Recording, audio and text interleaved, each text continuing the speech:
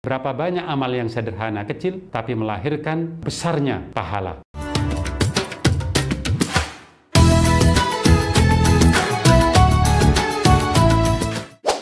Assalamualaikum warahmatullahi wabarakatuh. Alhamdulillah. Alhamdulillahilladzi hadana lihada wa ma kunna linahtadiya laula an hadana Allah. Wa asyhadu an la ilaha illallah wahdahu la syarika lah. Wa asyhadu anna Muhammadan abduhu wa rasuluhu la nabiyya ba'da. Rabbi shrah li sadri wa yassir li amri wahlul 'uqdatam min lisani yafqahu qawli.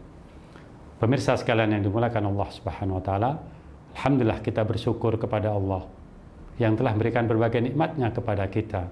Salah satunya Allah memberikan kesempatan bagi kita untuk mengarungi indahnya bulan suci, bulan Ramadan ini.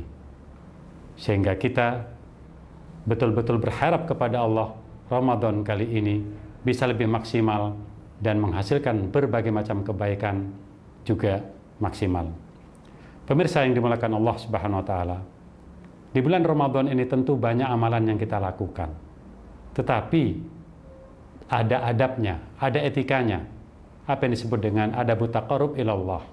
Jadi kita beribadah ini ya harus diimbangi dengan etika dan adab. Apa saja etika dan adab itu? Pertama adalah al-musara'atu ilal amal. Segera beramal. Itu yang pertama. Jangan pernah menunda-nunda kebaikan yang sudah kita niatkan.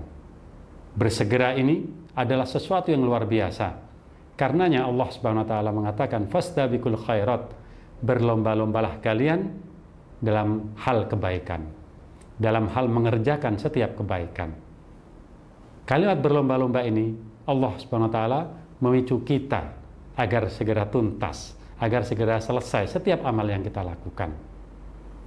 Bahkan di surat Ali Imran ayat 133 Allah berfirman, a'udzubillahi minasyaitonir rajim, wasari'u ila maghfiratin min rabbikum wa jannatin arduhas samawati wal ardu uiddat lil muttaqin.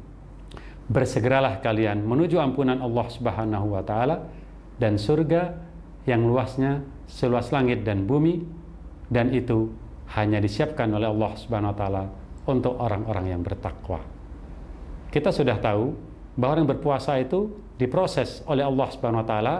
Tentu kita sendiri juga memproses diri kita la'allakum tattaqun, agar menjadi orang yang bertakwa. Maka orang yang bertakwa dijanjikan oleh Allah Subhanahu wa taala mendapatkan ampunan dan surga yang sangat luas. Itu yang pertama. Nah, kemudian bagian yang pertama ini juga kita melihat betapa Nabi Musa alaihissalam mengatakan kepada Allah Subhanahu wa taala, wa ajiltu ilaika rabbi litarda. Dan aku bersegera kepadamu ya Allah agar supaya engkau ridho kepadaku. Jadi Nabi Musa ini bersegera melakukan kebaikan yang sudah diperintahkan oleh Allah Subhanahu wa taala. Makanya Nabi Musa ini kemudian bersegera melakukannya. Agar apa? Agar mendapatkan ridho dari Allah Subhanahu wa taala. Lalu apa ya respon Allah Subhanahu wa taala kepada Musa? Kita lihat misalnya di surat Al-A'raf ayat 144. Allah berfirman, "Ya Musa, innistafaituka 'alan nas." Allah berfirman, "Hai Musa, sesungguhnya aku memilih dengan melebihkan kamu dari manusia yang lain di masamu." Ini luar biasa.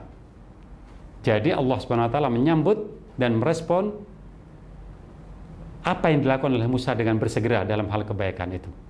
Sehingga Allah pun merespon positif, memilih Musa menjadi orang terbaik di masanya.